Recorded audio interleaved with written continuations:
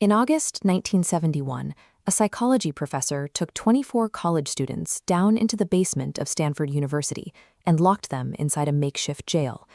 Over the next 50 years, what happened in that basement would become one of the most famous psychological studies ever conducted. The story, exactly as it appears in decades of textbooks, goes like this. The volunteers were screened to ensure they were psychologically healthy, ordinary young men. A simple coin flip decided who would wear the guard uniform and who would wear the prisoner's smock. The researchers supposedly gave them no specific rules on how to act, asking only that the guards maintain order and the prisoners obey. Almost immediately, a disturbing psychological transformation took hold. The students playing guards developed complex systems of abuse, actively tormenting their peers and forcing them into humiliating acts. The students playing prisoners buckled, cracking under the stress and suffering, acute breakdowns that forced the 2-week study to shut down after 6 days. These grim results rippled far beyond academia. The findings influenced global psychology curricula, shaped government policies on prison reform, and became the explanation for atrocities heavily cited during the fallout from Abu Ghraib. For half a century, the world accepted this as definitive proof of a terrifying concept.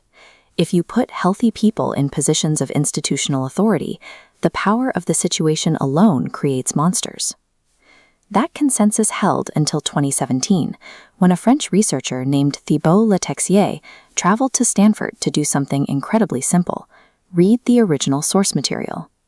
He opened the university's quiet archives to review unpublished interview transcripts, handwritten notes, and hours of audio tapes. The archives revealed that the researchers in that basement actively shaped the outcome, steering the behavior of the students rather than observing it from a distance. Our cultural understanding of how ordinary people handle institutional power was built on hidden stagecraft. The first piece of stagecraft sat quietly on an audio cassette recording of a meeting held right before the study began.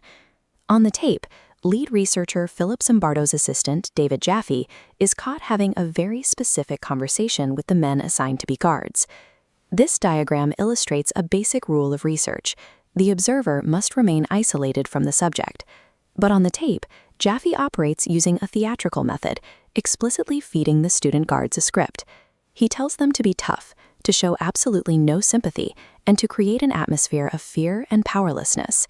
The guards performed a mandated role.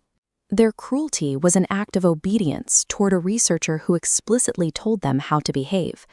Zimbardo himself actively escalated this environment.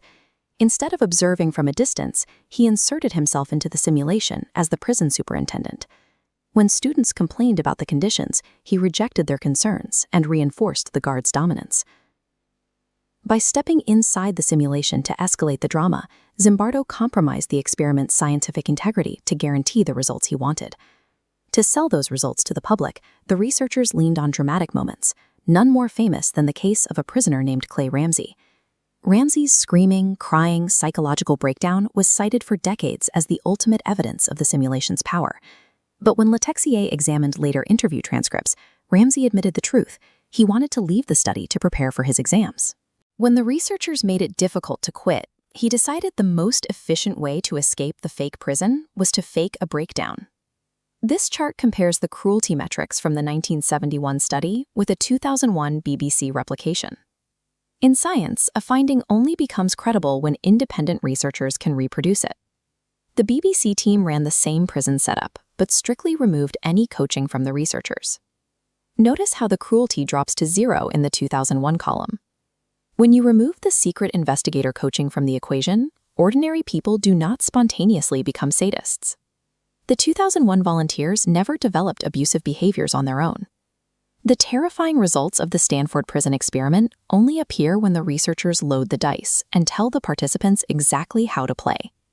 When these archival discoveries were published in 2018, Philip Zimbardo went on the defensive. He had spent decades promoting his narrative through best-selling books like The Lucifer Effect, high-profile TED Talks, and congressional testimonies.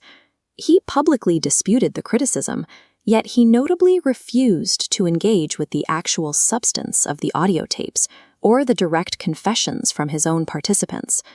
Acknowledging the staged nature of the study would have required him to dismantle a 50-year commercial empire and a global reputation built on the idea that power corrupts absolutely. The unraveling of the Stanford Prison Experiment is part of a much larger reckoning. Since the early 2010s, psychology has been grappling with the replication crisis, a period where researchers retested famous findings from the 1960s and 70s, only to discover that a startling number of them could not be reproduced. Findings from this era often escaped scrutiny for decades, largely because they confirmed existing intuitions about power and corruption. The idea that a system is to blame for individual cruelty made the experiment's findings feel immediately and perhaps uncritically believable. The actual science is more complex. Institutional power influences behavior, but individual choices and group dynamics play a major role. Putting a normal person into a bad situation does not automatically or deterministically turn them into a monster.